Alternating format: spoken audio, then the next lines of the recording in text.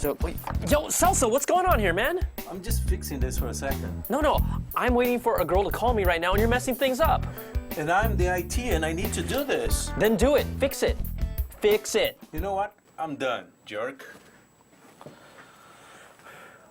Whatever, so.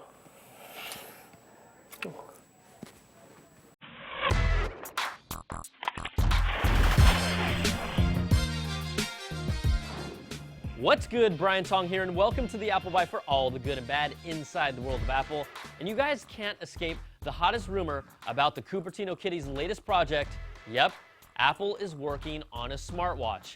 Now, the story broke in the New York Times that the Big A is experimenting with smartwatches made out of curved glass.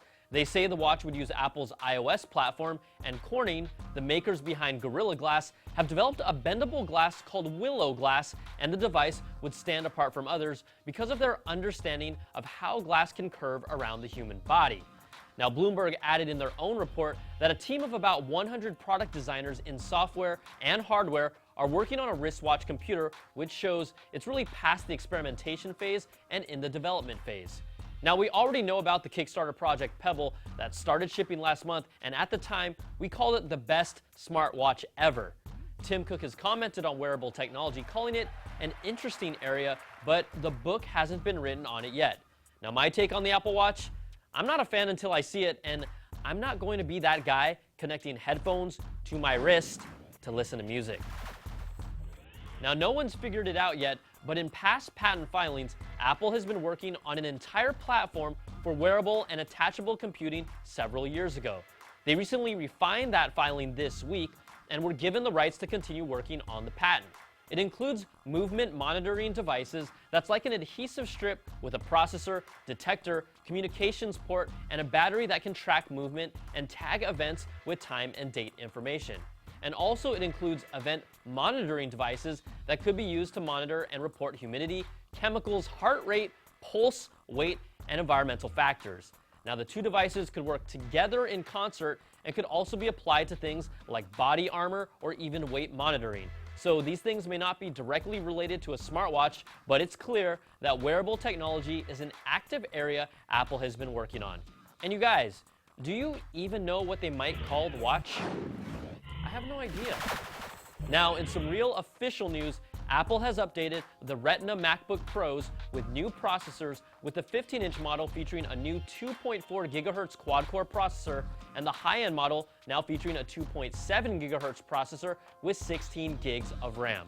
The entry-level 13-inch Retina MacBook Pros are now $200 cheaper, starting at $1499 with 128 gigs of flash, and the $1699 model gets a 2.6 GHz processor and 256 gigs of storage. Also, guys, the 13-inch MacBook Air with 256 gigs of flash, I know there's a lot of flash there, also dropped $100 with a starting price of $1399. And the high-end non-Retina 15-inch model has been eliminated. So bottom line, guys, it's more bang for your buck across the board. Now, March is coming up, and Apple has typically had a major product announcement, so if nothing is happening, you gotta leave it up to someone to create a new story. Now, Jefferies & Company analyst Peter Misek expects that Apple will hold an iTV-related event next month where Apple could introduce a new SDK for Apple's new TV platform, but not the TV itself. The Loop's Jim Dalrymple shot it down real fast with a quick nope, and really, an event just for that? No way. All right, guys, there's always more Apple TV news, and Reuters reports that shares of German luxury TV maker Loewe surged after more rumors that Apple is looking to put a bid in for the company. Now, Loewe's designs are very Apple-esque, and the German manufacturer is partially owned by Sharp, LaCie, the hard drive company, the company's management team, and the rest is freely traded. Now, a Loewe spokesperson told Reuters that they were unaware of any offer, and a rumor back in May of last year was the first between the two companies, but was shot down back then as well. All right, guys, so the quick bites. The Evasion jailbreak has now been loaded onto over 7 million iOS devices so far, with a jailbreak update already available for iOS 6.1.1.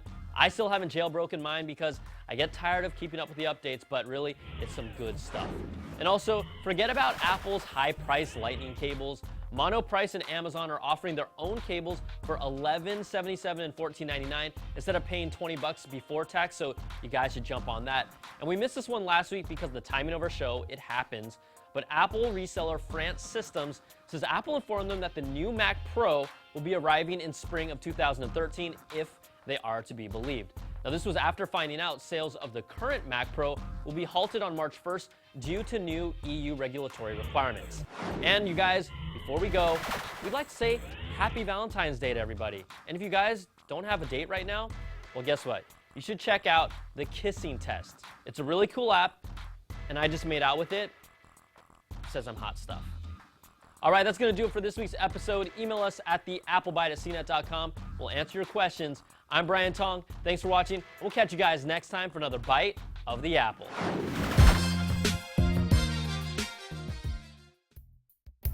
You guys, I'm like really nervous. It's minutes away. She's going to call me. Look at her.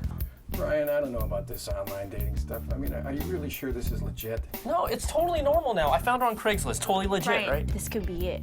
I think she's the one. You think so? Yes. Okay. Oh my gosh. She's calling right now. Fix it.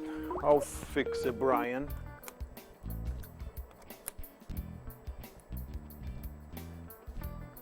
Hello? Hey. Yes, it's me.